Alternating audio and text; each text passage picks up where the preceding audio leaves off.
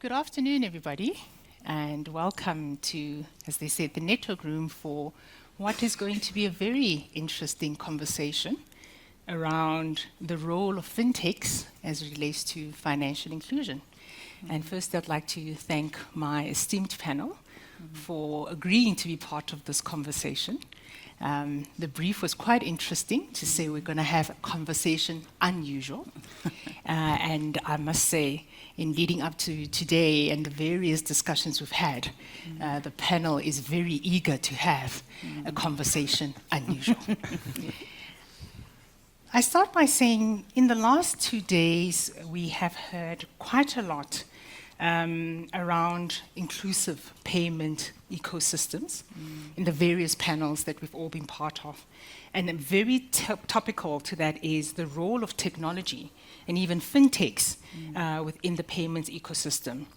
I'd like to then say, today we are taking a slice of all these conversations and zooming in on how fintechs are shaping or should be shaping the future of financial inclusion. And on that point, I'd like to just start off by asking the panel, what defines financial inclusion appropriately for the SA context? There's a lot of definitions out there, formal and otherwise. And I'd just like to give you the opportunity to bring it back home and tell us what resonates when we talk about financial inclusion in the context of South Africa. And I'll go ladies first. Tuli? Ladies first. Good afternoon, everyone. Thank you, Lesego. Very honored to be part of this panel. So for me, financial inclusion, goes beyond the access. Everyone has been talking about access, the usage, and a very important part, the quality of, quality is another important aspect. But I think for me, what really resonates for me, and I think which I haven't heard a lot of, is around just the welfare, how financial inclusion can assist individuals and businesses in terms of mitigating risk, building assets, and building wealth over the long term. And I think there's a lot of issues that's preventing small businesses and individuals to getting to that level. Access is the initial point. There's a lot of access in South Africa. Usage then becomes limited. Quality, I think quality is improving over time. People designing solutions that are fit for purpose. But I think we need to move beyond that to say, now how do we use financial inclusion when it comes to financial wellness and eradicating poverty, making people aware of their situations and enabling them to be able to build wealth over the long term. Thank you. Katleho? Sure. Hi, everyone. Great to be here. And I was not expecting such a nice crowd after lunch. So thanks for all of that.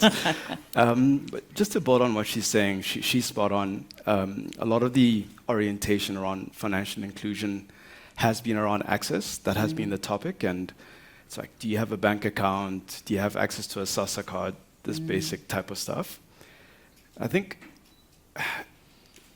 when you just layer it down to that, I heard this quote, it's almost like just having a car but no fuel in it, or not having a key. And I think that's a little bit of the situation. So the next topic is obviously usage, which she also touched on, which I think we're starting to make some interesting strides. But the last piece for me is on impact. So, are we actually moving people forward? Are they being included in the economy? Are they starting to enjoy prosperity? And I guess from a consumer perspective, it's, am I starting to save? Am I starting to invest?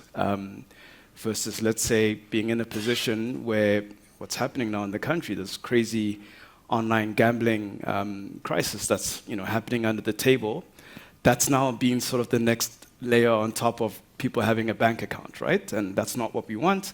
We want somebody to be able to save and invest and to be in a much better position going forward. And the same thing holds for business owners. So it's not just about being able to take a payment and having a store of value. Can I start accessing credit to start growing and improving my business and to help move it forward? So it's about moving people forward. And I think the conversation needs to shift from just access to how do we move people forward and have proper impact. Impactful finance. Wiza? Yeah, I think really, really spot on. The last lens that I think I would look through it is the extent of meaningfulness of participation, right? And that's a word salad, but what I mean by this is if I have an intent to render any transaction, how reliably am I able to do that on a repeatable basis, regardless of what the nature of the transaction is? So I think for payments, for many use cases, South Africa has come a very long way. Credit is actually much more sophisticated in South Africa than it is in some markets. If you want to rent a house in Nigeria, you pay your rent a year up front. That would be completely unacceptable here. But then I still think there's like fundamental gaps when it comes to productive finance. And some of the examples that my colleague spoke to earlier around access to financing, access to savings, the sophistication of the payments products for a very wide audience, I think there's still some work that needs to be done. But when we compare South Africa to the rest of the continent, I think we're in a really good position, except for one thing, onboarding. Hey, you people like onboarding. Hey, yo. I'm speaking as a foreign national, moving here for the first time, getting a bank account. There were documents that I have not, but we'll get there eventually. Yeah. No, I think the panel that I attended before that, the people in the room that will talk about that with you is to see why that is so important for reasons that we will have a conversation about some other time. But I'd like to then look at what we've discussed around financial inclusion, and what I'm getting is it's actually not as simple as a 1, 2, 3 aspects. It's a combination of various considerations, some very obvious and others quite nuanced. And in the conversations we've had, we've also heard a lot about how other markets are doing it. And I'd like to then also again take a slice of that to say, if we are to look at all these aspects that we've discussed, usage, impact, meaningful participation, what are the related markets doing that you can speak to in relation to South Africa? Because it's all good and well, we look across the oceans, we look across borders. But then for us, what are those things that we should be taking to heart as it relates to other market success stories and what they might mean for us? Katlaho? Sure. So I think it was, late 2018, early 2019, had an opportunity to visit Brazil to go meet the payment platforms there. So spent time with Stone Pagamentos and also PagSeguro. And the market really startled me because it felt very much like home. It was just the texture, the feeling. And then, when you looked at the metrics, somebody said to me that South Africa is Brazil divided by 4, right? Very, very similar. And also, kind of the evolution of the market, banking, oligopoly, all these things, very, very similar. But something happened in Brazil over the last 10 to 15 years, which has been truly remarkable and something we can learn from as a country. So kind of maybe calling out 2 specific players. So maybe I'll start with Nubank. They, just an incredible story. They got an issuing license back in 2013, and they sought out to offer, simple financial products in the credit space for low-income, earners in the economy, and basically gave people their first credit card as a means to access credit. And Nubank now, they're listed on the New York Stock Exchange. They have a $30 billion plus market cap. They have over 100 million customers. And you cannot decouple their story from the fact that from the onset, they were licensed to issue cards and that they were able to grow and innovate and meet the needs of the market in a very dynamic and innovative way. And they did not have to deal with sponsor dynamics on this journey. Right? You cannot decouple that. So that was on the consumer side, low-income consumer side. On the sort of emerging merchant side, a company called PagSeguro, similar thing. They found a way to give terminals, very similar to our model at Joko. Found a way to provide low-cost terminals to entry-level merchants. Scale to millions of merchants in the country. Also, New York Stock Exchange listed business. Billions in market cap. And if you kind of look at their story too, they were able to clear payments in their own name. They were able to settle in their own name. They were also able to hold deposits in their own name. And you cannot decouple these stories, right? And then these two companies work together, right? Because they were basically issuing cards to underserved consumers, and they were now issuing terminals to underserved merchants, right? And this basically created an ecosystem that was directly integrated into the Brazilian ecosystem. So this is very, very clear stories of how this has played out. And I think the key message here is that the whole ecosystem benefited from the story. It wasn't a zero-sum game. And one other thing I want to add is the story of PIPC, which is not obvious. Everyone sees, from 2020, this launch, incredible growth, over 150 million users now in the country. But what people don't see was PIPC was kind of a culmination of an evolution of regulation meeting the market for where it was at. And, players were taken on the journey, and by the time PIPC launched, this was off the back of, wallets, e-money, store of value being highly proliferated, predominantly through Fintechs. And by the time PIPC launched, everyone had access to the system, and it just took off on the back of that. So you cannot decouple rapid payments and instant payments from the proliferation of wallets and store of value. They work hand in hand, and this is really how you get to the big impact. Yeah. And on that note, it brings me to the next point, which you touched on, as it relates to PIPC, the role of legislation and regulation in the fintech space as an enabler for a future that is more financially inclusive. Wiza, if we then take from that particular angle, what do you think is the role of legislation and regulation as it pertains to fintechs within the South African context that we should be having conversations about, and more than conversations, what we should be doing? Yeah, I think one of the things that helped PIPC scale as quickly as it did, right? This was something that was in testing 2019, full deployment around 2020. Today in 2025, it now is the leading rail for moving money in Brazil, and it's in some cases e-commerce context, it's even overtaken cards, for example. One thing that they did was that they mandated every financial institution to participate.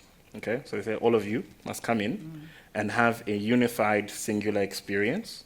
They were very strict in terms of governing exactly how it needs to operate within the context of everybody's app, be it bank, be it fintech, and I think this created a consistent experience across the board for users. So that's very important for a regulator to be able to come in and guide the industry. Second thing was that they really limited the cost to the consumer and the cost to the merchant. So there were very aggressive caps that were set to make it painless for people to adopt, because there is a very large segment of the population here in South Africa who are extremely sensitive to cost. Like 2 rand, 2 rand is 2 rand. So that's 400 Malawi kwacha. You can do a lot with that. So I think being able to come in and specify what the cost parameters should look like across the board, regardless of the institution that you're using, is a very, very key part. And I think something we don't appreciate in South Africa is the depth of fragmentation. Like, there's a lot of fintech apps, actually. And everyone is there, and like, they have a business, and they've been running for years because they're able to serve a very specific segment of the audience who no one else is quite able to serve. So because of this depth of fragmentation, I think it is really important for regulatory figures to play the role of really a shepherd and say, okay, this is the direction in which we need to go. And I think we have all of the ingredients already today to have a PIPC-like or a UPI-like success story. On that note of the role of our regulators and what we are doing, Katleho, I'm going to come back to you. There's quite a lot that we are aware of happening in the regulatory space in South Africa. And I'd just like to get your thoughts on what you've seen thus far. 2025 has been the year of regulatory reform, and a lot put in our space from a review and publications. Where do you think we are relative to where we should be in relation to the regulatory reforms that we are seeing? And I'll put you on the spot, your thoughts on where the regulatory reform is most likely to be taking us in the context of what we are seeing being done this year and beyond. Yeah, so look, we founded the company 2013. We launched 2015 officially. So yeah, it's 10 years now, goodness. And we've been waiting for now for a long time. And it's amazing that it's finally here. So we are starting to see a genuine shift, the right conversations, very tangible things happening to create a context where Fintechs can now participate, or non-banks can now participate in these traditional banking systems and contexts. So feeling very positive about that. I think everyone's feeling very positive and you know, comfortable that things are moving in the right direction. We just need to keep the momentum, because I think if we kind of like zoom out to the higher order thing here, this is not just about one player or even competition and the like. It's actually about moving the country forward, right? The consumers, the business owners, the people that make this economy. And you have to create an enabling environment where different players are able to come in and can serve the needs and can move people forward. And regulation sits at the backbone of this. And I think what's critical is you want the best ideas, the best experiences, the relevant use cases to be solved through the market, and the market to do the work and to function. But you need an enabling environment to do that. And yeah, to kind of re-emphasize my point that I feel like we're finally there, like it's happening. And we just need to just make sure that we take that final step over the line, which can feel scary. But I'm telling you now, the moment we do that as a country, it's just going to unleash so much value, growth, innovation, and it's going to lift everyone up. Yeah, that's a good point. And Thuli, I'd like you to come in on that one. Some of the work that you do in communities and as a coach for small businesses. Yeah. That particular point on how regulation can play a more pivotal and an enabling role. Your thoughts on that? I think for me, coming in from a slightly different angle, not so much regulation for the fintechs themselves, but just regulation in the financial services industry as a whole. I think one lever that we can definitely make use of is enabling more people to get knowledge and to get to a point where we can overcome the trust barrier and fear within the broader financial services industry. You have a lot of people that are learning about the products and what it can do for them, but there's usually a reluctance to fully adopt different platforms. So people would use multiple platforms. So I think for me, where regulation can assist, I mean, we have a lever in consumer education. And I think there's a lot of repetition in the programs that are out there. And I think some companies are just doing it as a tick box exercise because it has to be done for charter reporting. But if you could use some of those funds to actually assist small businesses that are looking at how they can include financial literacy into the system. So even people just developing simple apps that can assist people in testing out different products, building that confidence, building that trust, it can certainly be one way of moving us closer to a point where more individuals are participating in the system and are benefiting real rewards in the entire system. And I heard somebody say, you know, the regulation and policy are enablers, Yes. but regulators are not solutionists, and they shouldn't be. And I then tag onto that another phrase that says, allow the markets to solve the problem. Any takers? Your thoughts on that very, very interesting phrase? Katlaho, you're looking at me. I think you have a point. Yeah. Well, maybe I can just share some Yes. relatable stories on what happens when you allow the market to solve the problem. So, younger people won't remember, but there was a point in this country where internet was really bad. You had dial-up at home, and then there was DSL. But that was kind of the extent of bandwidth that you had access to. And then obviously the mobile network started doing 3G and the like, and that helped a little bit, but it was very constrained. And what was sad about that was Telkom was sitting on thousands of kilometers of fiber optic networks that just were not being utilized, right? They just did not have a financial case to take fiber to the home. And then deregulation happened, things opened up, and third parties were allowed to apply for licenses and deploy their own networks.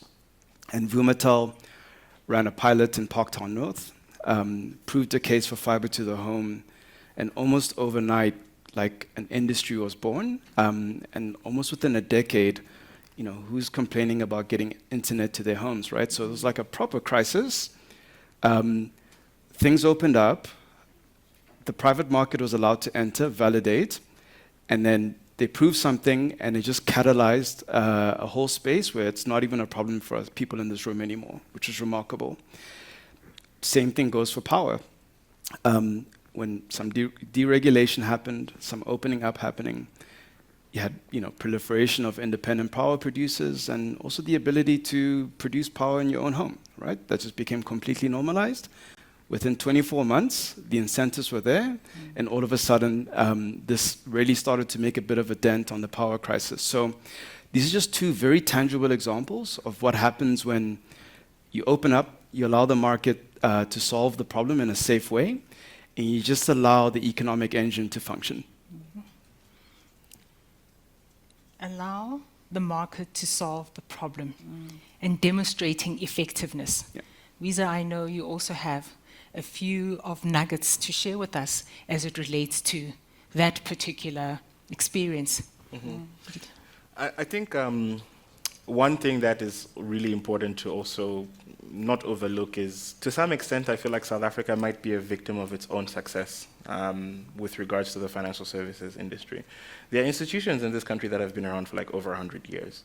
And the regulation has been set up to cater for generations of different types of financial institutions. And I think we're at the latest iteration of that. I agree 100% with Kat's sentiments, but I wonder if there's a school of thought in which the regulators are perhaps a little bit more cautious, because if you mess some things up with the internet, you can fix it. But now, if you break the financial system, it gets a little bit tricky, right? And I think there are those considerations, and obviously I think we're all paying attention to what's happening with South Africa's geopolitical positioning, the FATF grey list that I believe we're about to come off of in Jesus' mighty name. So if you remove that, right? If you remove that and you look at other markets like Nigeria, for example, which didn't have this problem, it didn't have any legacy regulation to solve past, they came in and said, okay, guys, for all interbank transfers, you're going to use this default rail, which works 24/7 for everyone, and it's like costs 10 naira. And you have unlike South Africa, fintechs have the capability today to participate directly into the interbank settlement system in their own capacity, in their own name. And because of that, you have like interesting stories like OPay, which started in 2018, 2019. Today they have 50 million users in Nigeria and have become the largest card issuer. They're not a bank, it's a fintech app, right? And they are one of the largest financial institutions in the country. Because the regulation, there was no legacy to change, the regulators were able to build for that generation at that particular time. I'm not sure if South Africa has the same luxury, but if we are able to do so, I think we can see those type of dramatic results in a very, very short period of time. And if we take on that to say, then what role can payments play in that? We're talking about solving the market problems with effective solutions.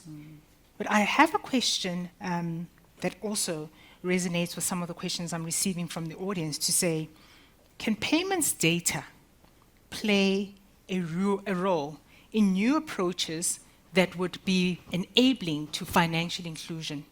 And in that same vein, how do fintechs actually become part and parcel of that equation as it relates to payments data for effective solutions that are tangible and sustainable? Sure. Happy to grab that.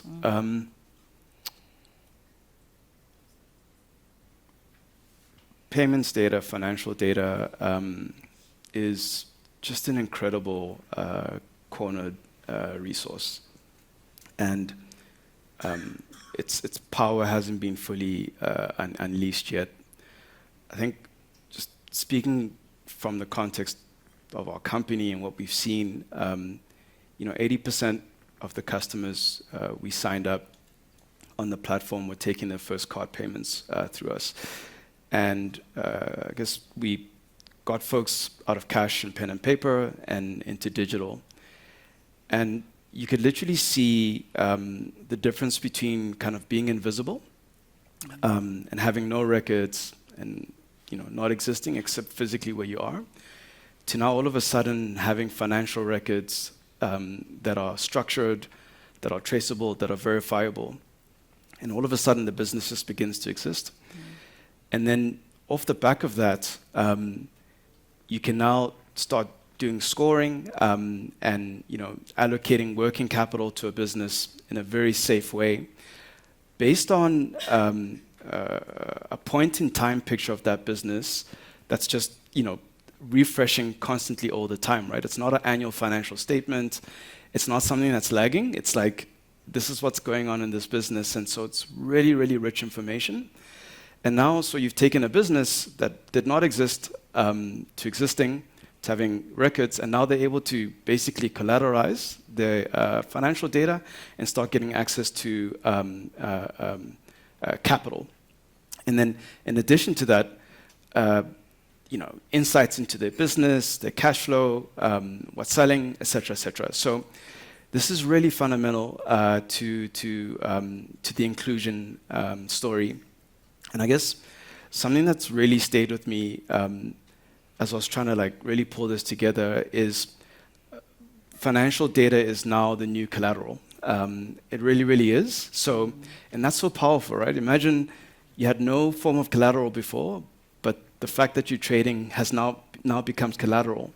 And I think this has very wide implications beyond a particular player, but if this really gets abstracted at an industry level, and you start getting into topics like open banking, shared infrastructure, and you really start to abstract that, and now somebody's starts to have a passport of some form that allows them to gain further access in a better way. I just think this is very powerful and very enabling. Thuli, there is a question for you that actually takes from what Katlaho has said and links to, again, the role of payments data in effective solutions. And the question is along the lines of how can data and knowledge facilitate adoption of financial solutions like digital payments? And in so doing, how does that actually create financial inclusion opportunities. I know you're involved in Yes, yeah. communities where that is actually quite topical at this point. So if you can maybe Go link into those two that. for us. And I think just taking it one level down, I think there's a lot of businesses within the formal sector, but tapping into the informal sector, payments data is really useful. One of the partners that we work with, they have a platform that enables puzzle shops to order stock via the platform, and then they would deliver. And they've further solutioned in terms of what these puzzle shops are able to get access to. So based on data that they receive in terms of ordering and sales of those businesses, they're able then to build a credit profile for these businesses. So the first level of credit that they'll have access to would be credit for stock. So they will get stock that's delivered to them, and they've got like 2 weeks, for example, to pay that off.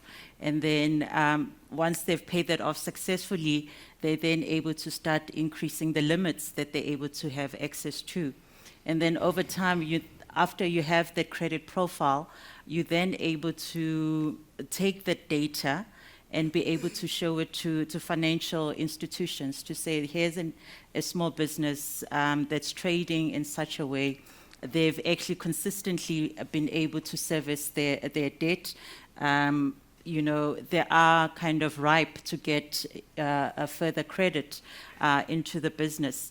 And also, just payments data, what's useful about it as well, I think it's an area that I think banks are sleeping on, that you can design products and solutions that are more tailored to how these informal businesses trade. So instead of having a loan that you're going to service once a month, you can match the repayment cycle to the data that comes out of the business. When are they making most money? When are the low points? So that you're able to match the repayments to the cycle of the business. And we don't even have to stick to the usual monthly repayments. You could look at something that's matched. Is it weekly?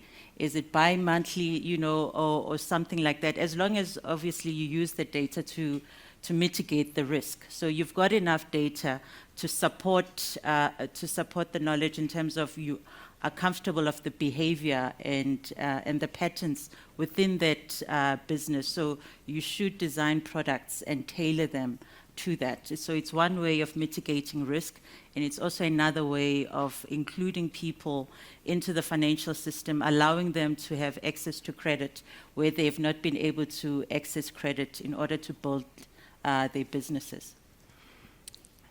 I'd like to come back to you on that particular point. A comment/question from one of our audience members who says, how do we then ensure that we're not just digitizing exclusion and giving people access to apps, but not actually empowering them with knowledge could be a problem.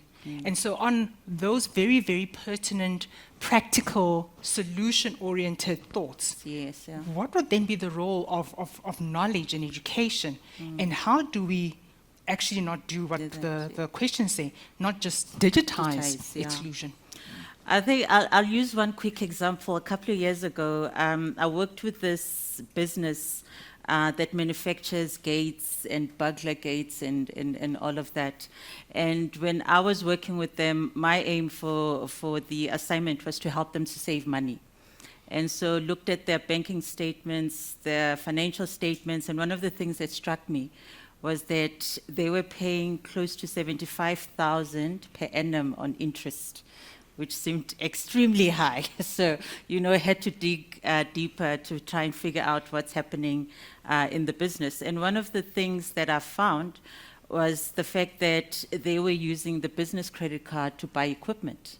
So people have access, but not the knowledge, to saying that you need to match the product to what you want to use it for. You can't use your credit card to buy equipment for a business. There's asset finance, there are other products out there. But because someone doesn't know, they would use what they have access to. So knowledge is really important so that you educate not only just individuals, but businesses in terms of the different types of products and when and how you use those products to actually take you to the next level and to push you forward. So knowledge is really critical so that people utilize the products that they have access to effectively. Lisa, the role of fintechs in exactly that. We produce solutions, but our responsibility and role in making sure that the products are fit for purpose and our consumers or clients know how to use them. What is the role of fintechs in that? I think fintechs will naturally build those type of solutions that are fit for purpose, and they have the strongest incentive to get people to use them, because otherwise they'll die, right? And I want to give an example of a global business called Deal. Okay, so Deal is an employer of record with an embedded finance platform. Yesterday, Deal raised $300 million at a $17.6 billion valuation. They serve businesses all over the world in over 150 countries, including South Africa. And I don't know, do you guys remember when the time that the telcos were telling us, no, this WhatsApp thing, it's not safe, it's not secure. You should make phone calls, you should send this WhatsApp, no, don't use it. Yeah. I feel like that's happening in financial services to some extent, where because the fintechs are typically first to market and seeing some of the opportunities, they kind of go over the top of the legacy infrastructure, right? So when I go back to the Deal example, if somebody is employed through Deal as an employer of record, they will give you a card, right? So they'll issue you a card. Your wages will go into the Deal platform first, and you can choose to cash out either to your bank account or spend directly from the card. And then they start to build like a pattern of how you spend. And within like 2 to 3 months, they're able to offer you credit within the platform. So they're able to take that risk on their balance sheet. Meanwhile, your bank is looking at you thinking, what's happening with Visa? Like, hey, things are not okay. It's the Malawi election. But, the fact of the matter is, all of that visibility has gone over the top, right? And the same thing happened with telecoms and WhatsApp and internet apps. All of a sudden, the data that telcos used to have about who is Visa calling, who are they SMSing, has just gone up a layer.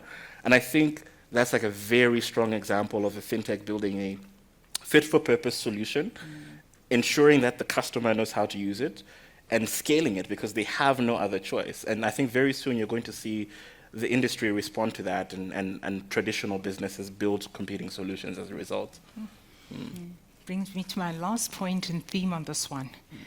Competition and collaboration with regards to solutions that are fit for purpose. Katleho, you are in the market, in the industry. How are we doing in relation to that, and what should we be doing? Because this seems to be a touchy subject. Who can compete and who can collaborate? Your thoughts? Yeah, maybe just big picture. South Africa, long period of sanctions, closed economy, very organized, lots of collaboration, all these things, right?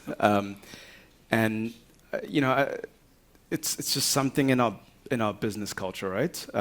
Just being organized. And I think we now need to embrace the fact that this has to be a free market for us to grow. We're not growing, and this has to be a free market. And in a free market, there has to be competition.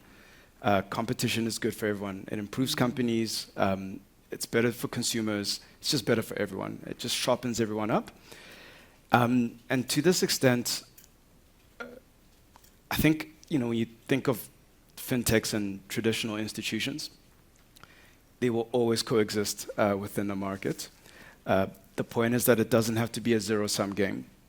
They will always coexist in a market. And our view is that this coexistence should happen, this competition should happen, and there should also be collaboration. But this collaboration has to be on the basis of mutual benefit, right? And genuine, bona fide mutual benefit. The challenge happens when if an element of gatekeeping starts to enter into the fray, and then you're trying to have a conversation around like collaboration and competition in and around that, and that just doesn't work. And I think here, this is really where the role of regulation can play a very powerful role to create a very open, fair, clear market dynamic where people can compete and people can collaborate on a mutually beneficial context, and not out of need and desperation. It just perverts the incentives, and that's not good. Thank you. Thank you. I think we've also, as we were having our conversation, covered a lot of the audience questions in the themes and directly asked to our panelists. And so in the last minute or two that we have, I'm going to ask for your closing remarks and calling them food for thought as we move forward. I will start with Tudi. Okay, so I think for me, in terms of my parting shots, I think the collaboration is really important between different types of fintech. And I think we also haven't touched much on insurtech. I think that's also another element that consumers and small businesses need. And just a quick example that how all these can fit together. As a small business, you want to be able to get your data in terms of payments. You want to fit that into an accounting system so that you're able to generate records. Then you're able to access better credit.